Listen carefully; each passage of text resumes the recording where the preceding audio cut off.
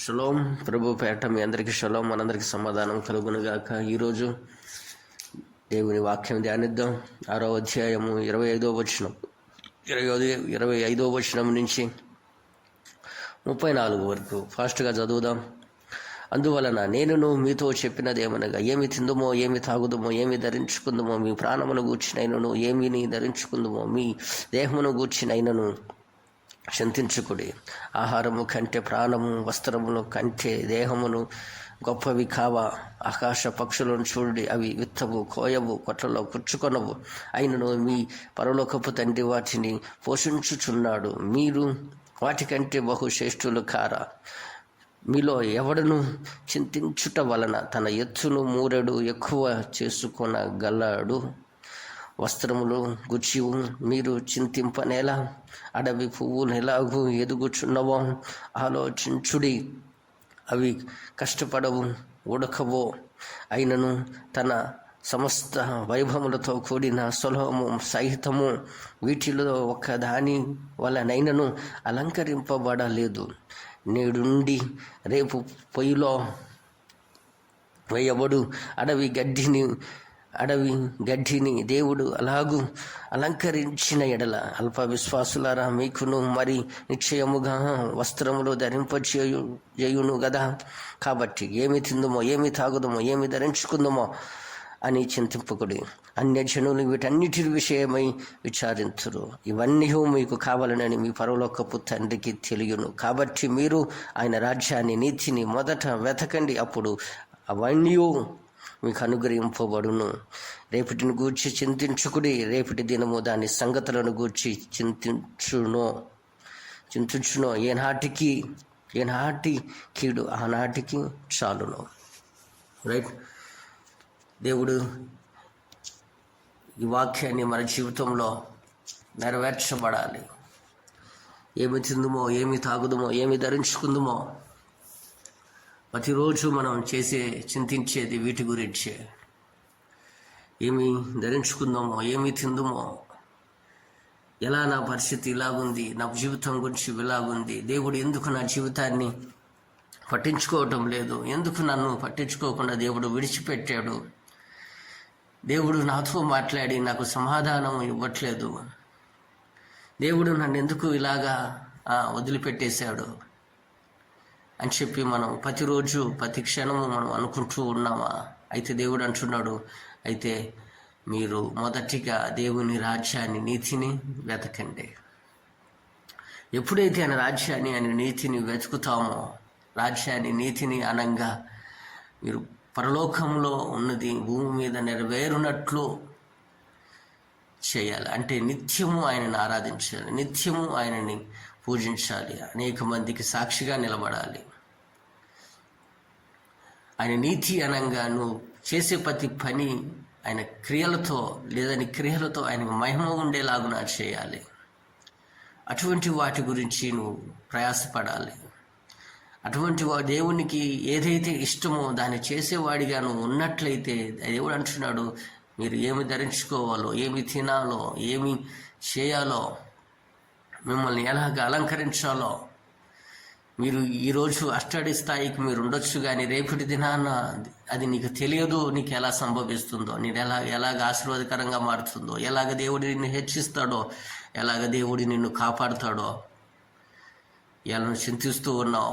నువ్వు చింతించటం వలన నీ ఎత్తును మూరెడు కానీ, నీకున్న సమస్యను కానీ నువ్వు పోగొట్టుకోలేవు.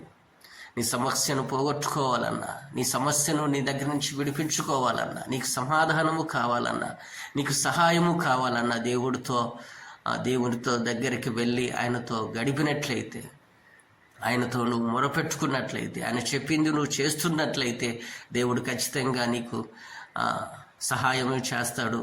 నీకున్న ప్రతి బాధను విడిపిస్తాడు. అనేక మందికి నిన్ను ఆశీర్వాదకరంగా చేస్తాడు.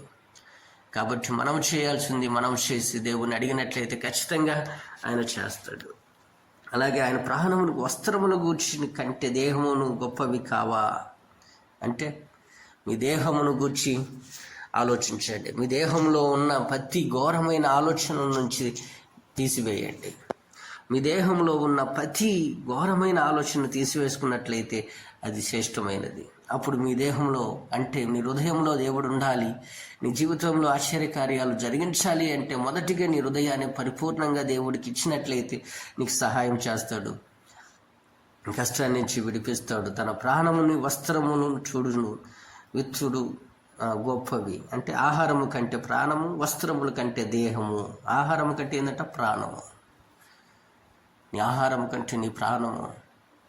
అన్ని విషయాల్లో దేవుడు మనతో మాట్లాడుతున్నప్పుడు బహు జాగ్రత్త కలిగి జీవిద్దాం. కాబట్టి రేపటిని గూర్చి ఏమి సంభవిస్తుందో మనకు తెలియదు. దేవుడు ఏ రోజు, ఏ నిమిషము, ఏ క్షణము నీ జీవితాన్ని పట్టించుకుంటాడో, నిన్ను దీవిస్తాడో, నిన్ను ఆశీర్వాదకరంగా మారుస్తాడో అది నీకు నాకు తెలియదు. కానీ దేవుడు ఖచ్చితంగా మాత్రం చెప్పింది అంటూ చేస్తూనే ఉంటాడు. మనం ఎక్కడికి పోయినా దేవుడు ఉన్నాడులే, నాకు తోడుగా ఉన్నాడు, రేపటి దినాన ఏ క్షణము ఏది నా జీవితంలో ఆశ్చర్యకార్యాన్ని జరిగిస్తాడో నాకు కూడా తెలియదు. కానీ దేవుడు ఖచ్చితంగా నన్ను దీవిస్తాడు. అడవి పక్షులని, అడవి పువ్వులను, అనేకమైన వాటిని దేవుడు అంతగా అలంకరిస్తున్నప్పుడు నన్ను మాత్రం ఎందుకు విడిచిపెడతాడు? నన్ను మాత్రం ఎందుకు శాపంగా మారుస్తాడు? నన్ను మాత్రం ఎందుకు నలుగురిలో నవ్వుల పాలు చేస్తాడు? నన్ను మాత్రం ఎందుకు విసర్జిస్తాడు అని విశ్వాసము కలిగి ఉండి మనం దేవుని దగ్గరగా, బహు దగ్గరగా జీవించినట్లయితే ఆయన కృపా కనికరాన్ని, ఆయన విశ్వాసముతో ఉన్న మన హృదయాన్ని చూసి దేవుడు ఖచ్చితంగా సహాయాన్ని చేస్తాడు. కాబట్టి చింతించొద్దు, బాధపడొద్దు. ఈరోజు ఉన్న స్థితిలో నుంచి దేవుడు ఖచ్చితంగా మనకు లేవనెత్తుతాడు. కాబట్టి ప్రార్థిద్దాం.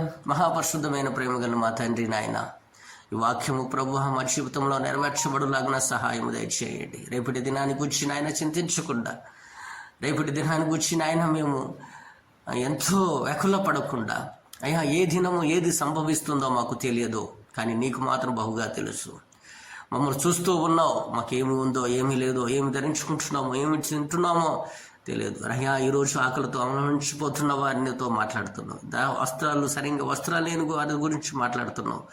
ఏదైతే వెకుల పడుతున్నారో వాళ్ళ హృదయంలో నాయన ఏదైతే బహుగా భారంగా మారుతుందో వాటిని గురించి నాయనను చూస్తూనే ఉన్నావు. బిడ్డల చదువు విషయం కావచ్చు, అన్ని విషయాల్లో ప్రభువా, బిడ్డల గురించి కావచ్చు, బిడ్డల భవిష్యత్తు గురించి కావచ్చు, నాయన గృహం గురించి కావచ్చు, అన్ని విషయాల్లో వాళ్ళని బహుగా నువ్వు చూస్తూ ఉన్నావు ఏది అవసరమో అని. అయ్యా మొదటిగా నాయన నీ రాజ్యాన్ని, నీ నీతిని వెతికే వారిగా ఉండటకు సహాయము దయచేయమని. అయ్యా ఈ వాక్యము నాయన అనేక మందికి ఆశీర్వాదకరంగా ఉండులాగున సహాయము దయచేయమని. నిత్యము ప్రభువా నీతో గడిపే వారిగా ఉండటానికి నీ కృపను చూపించమని. అలాగే నాయన ఈ రోజంతా ప్రభువా మాకు ఆశీర్వాదకరంగా మారులాగున సహాయము దయచేయమని. మాకు రాకపోకల్లో తోడుగా ఉండి మమ్మల్ని ముందుకు నడిపించమని. సమస్త మహిమ ఘనత ప్రభావాలు మీరు మాత్రమే పొందుకోమని యేసయ్య